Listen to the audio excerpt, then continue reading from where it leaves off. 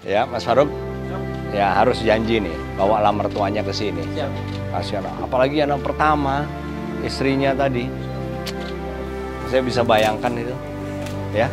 Siap. Juga biar seneng juga mertua ya. Oke.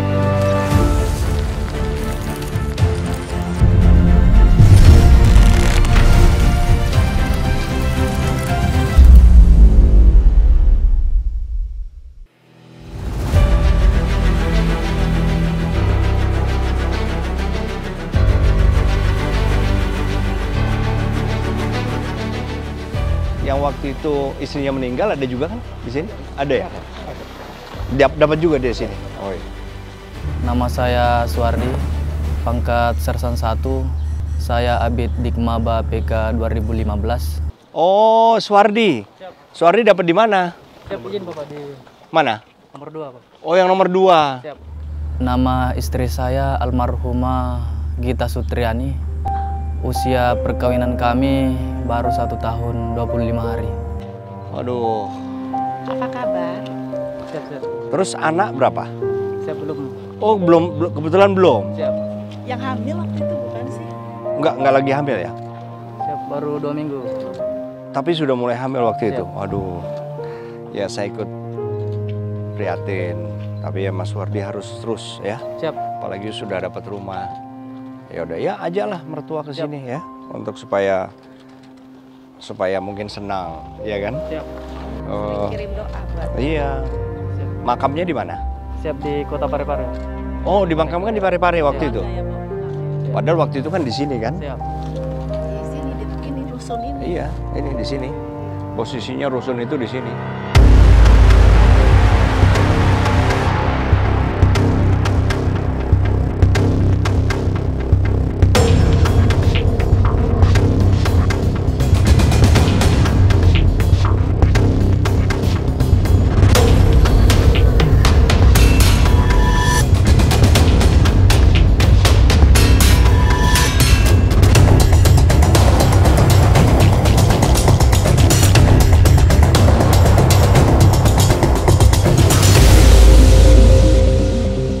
Waktu itu kan kami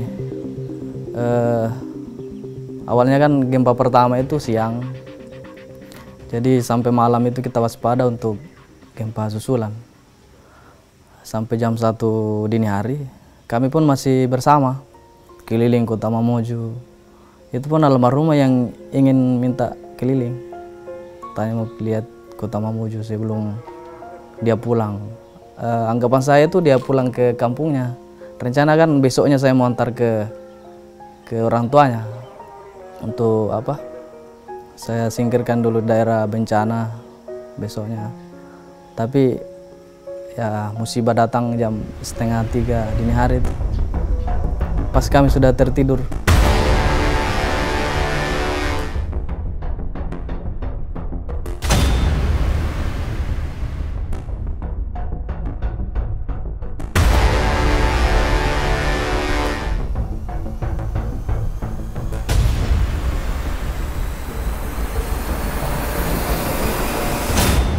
Hingga 2:30 itu almarhumah yang kasih bangun saya. Dan langsung tepuk pundak saya, dada. Yang karena panggilan akrab saya, dia panggil Yang. Bang, ada gempa. Saya langsung lompat. Saya refleks langsung banget, terbangun, langsung rai tangannya. Cari dinding, kan gelap. Kita tidak lihat apa-apa dan tidak bisa juga berdiri. Kita sambil merangkak cari dinding, tapi tiba-tiba ada guncangan paling besar datang. Kami pun terlempar. Jadi saya terpisah dengan almarhumah. Perasaan saya dia terlempar ke sebelah kiri, saya terlempar ke depan. Diruntuhlah bangunan. Sempat saya tidak sadar waktu itu. Pas terbangun, itu pun saya terbangun seolah-olah ada panggilannya, dia yang memanggil, yang bangun, saya sudah ada di luar. Gitu. Saya pun sudah terbangun. Apakah ini mimpi atau kenyataan? Sudah tidak ada apa-apa, gelap gulita. Di atas saya ini pas sampai sini nih dinding kamar. Saya sudah di bawah dinding kamar reruntuhan. Di atas saya itu plafon kepala saya. Saya berusaha keluar dari reruntuhan. Pas saya keluar, saya ikuti cahaya. Ternyata cahaya itu dari belakang, karena tembok sudah roboh.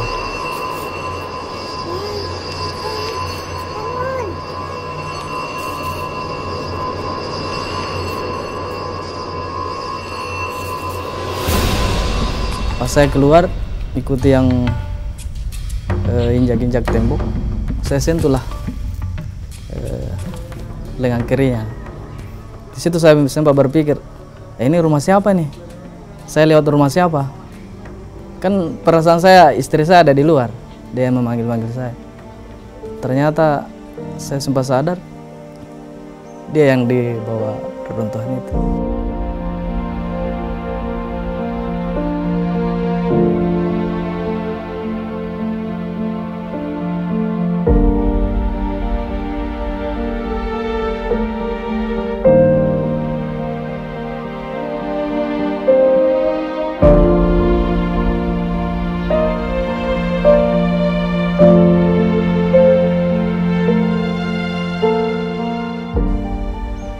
Saya raba-raba, angkat temboknya tidak bisa karena temboknya besar, tembok rusun yang dinding luarnya yang itu pun lama baru bisa diangkat karena semua orang menyelamatkan diri. Pas saya lompat keluar di halaman, belum ada yang ini karena itu kan gelap, tidak terlihat.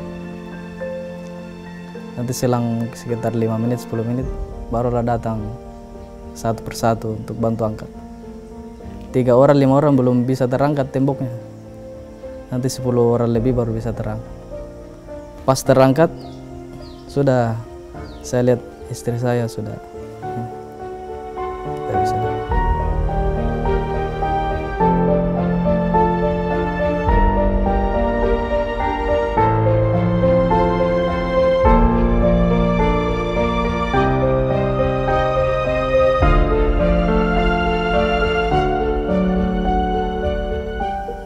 Sampai di situ sudah tidak ada yang saya ingat lagi. Nanti pagi baru saya bisa ingat lagi apa. Setelah saya lihat istri saya terbaring di bawah reruntuhan, setelah itu tidak ada lagi yang saya bisa ingat.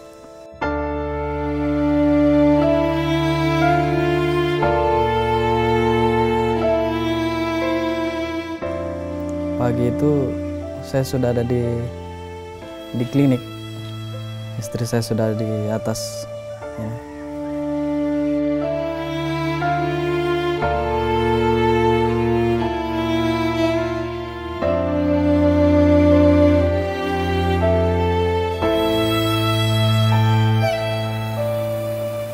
Hampir dimakamkan di Mamuju karena akses jalan tidak ada, kemudian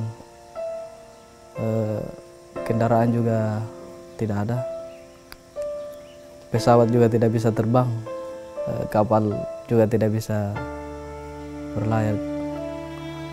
Tapi alhamdulillah sampai kita berusaha jam 5 sore baru kami bisa berangkat dari Makorem, dan saya tiba di rumah duka itu jam 2 malam dini hari pakai mobil.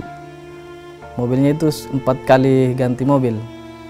Kita berangkat dari sini pakai mobil ambulansnya Makorem, kemudian sampai di daerah sebelum kota Majene, daerah Tapalang, di jalan tikungan itu ada longsor. Di situ tidak bisa lewat mobil. Kami pun putus asa, tapi bagaimanapun caranya kita harus menyeberang. Kalaupun tidak ada bantuan, saya bisa angkat istri saya sampai bagaimanapun caranya. Karena saya sempat kontak mertua saya di sana, meminta bagaimana menurut, karena saran dari komandan kasihan istrinya kalau lama tidak dimakamkan. Kita makamkan di Mamuju. Tapi permintaan dari mertua saya berat juga. Jadi mau tidak mau saya harus tembus sampai Parepare. Tapi alhamdulillah ada banyak jalan juga. Walaupun 4 kali kita ganti mobil, turun dari base ambulansnya Makorem, lewati longsor, alhamdulillah ada trek. Trek itu dia juga terhalang. Dia mau ke Mamuju tidak bisa karena ada longsor, mau kembali juga tidak bisa karena ada juga longsor. Jadi kita dibawa sampai titik longsor, di sana kita cari mobil lagi. Nah, sampai di sana alhamdulillah ada lagi mobil OSET, mobil BNPB kayak kalau tidak salah itu BNPB. Kita naik di situ, pokoknya apa adanya. Baru hujan deras juga. Nah, naik sampai temu lagi longsor berikutnya. Nanti sampai sebelum kota Majene baru ada ambulans.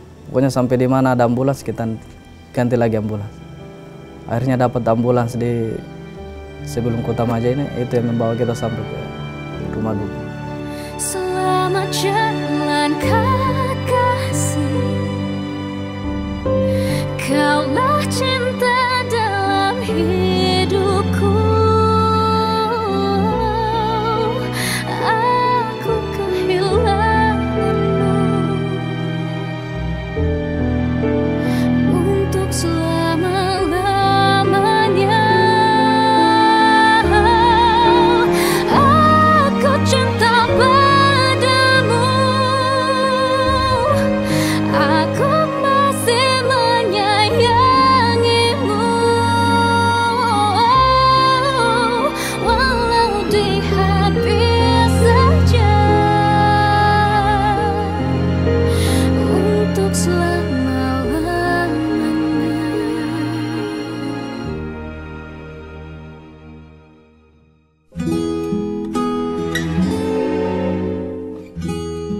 Ini dulu tempat bekas kamar saya di sini. Tempat kamar. Kejadiannya di sini. Pas titik lokasi ini. Pas ini. Dan itu pun saya minta rumah ini yang sebagai rumah dinas saya. Kesunyian ini, lirikku bernyanyi, lagu indah untukmu. Kalau masuknya di rumah ini baru 1 kali. Ada senangnya, tapi lebih banyak sedihnya. Karena nanti saya akan masuk di rumah baru ini tanpa istri saya. Aku menangis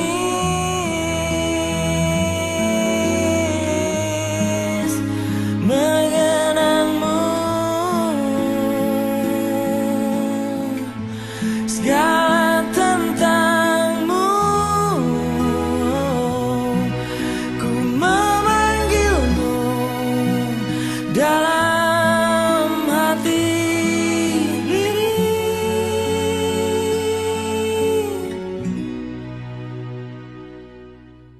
Padahal dulu almarhumah itu mengidam-idamkan punya rumah dinas seperti ini. Namun kita hanya di rumah susun.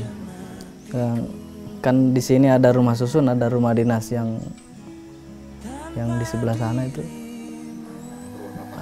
Rumah tapak. Selalu beranda-danda, seandainya kita yang di sebelah sana yang punya rumah tapak bukan di rumah susun. Ya pengen juga membersihkan pekarangan, bertanam di depan sama samping-sampingnya halaman. Ya saya sampaikan ya bersabar aja, pasti akan ada rumah kalau ada yang pindah gitu. Akhirnya kejadian ini udah. Kini aku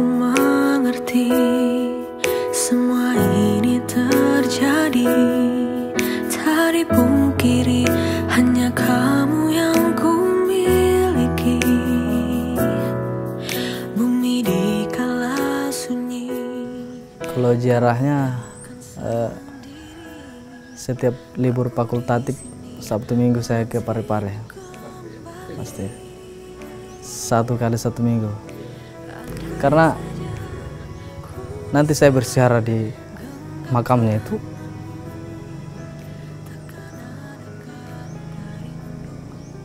baru terasa seolah-olah dia itu masih ada. Kalau seperti ini kadang masih menganggap bahwa dia masih ada di rumah.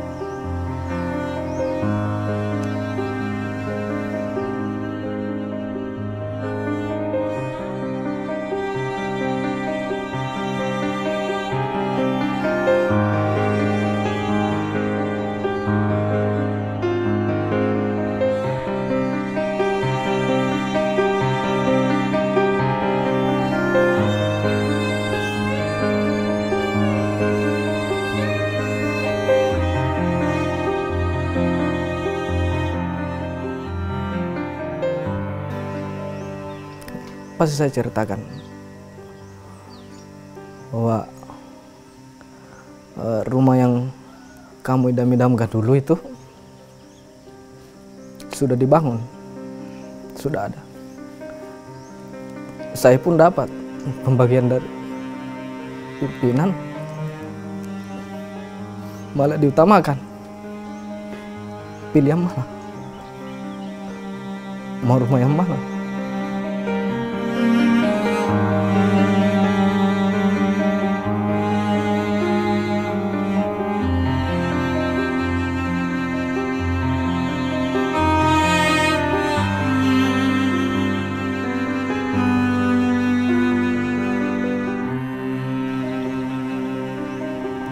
Sebenarnya saya berat.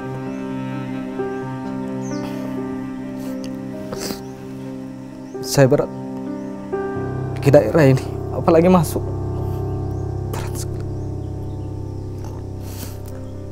Tapi karena ada bantuan, ya kita juga patut syukuri. Ya. Saya akan ceritakan bahwa rumah yang kamu idamkan dulu jauh beda dengan rumah yang kita dapat sekarang. Lebih bagus. Malah seolah-olah bukan rumah dinas, tapi rumah pribadi.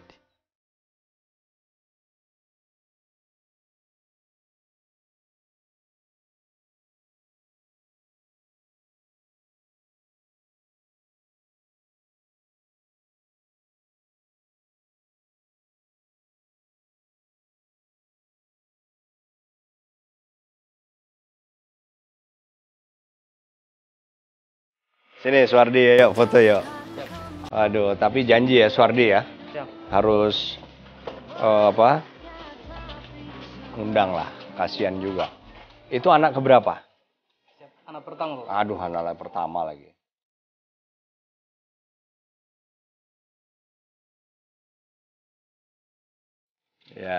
Ya Mas Faruk. Ya harus janji nih, bawa lah mertuanya ke sini. Siap. Kasihan, apalagi anak pertama, istrinya tadi. Saya bisa bayangkan itu, ya. Siap. Sehingga biar seneng juga mertua ya.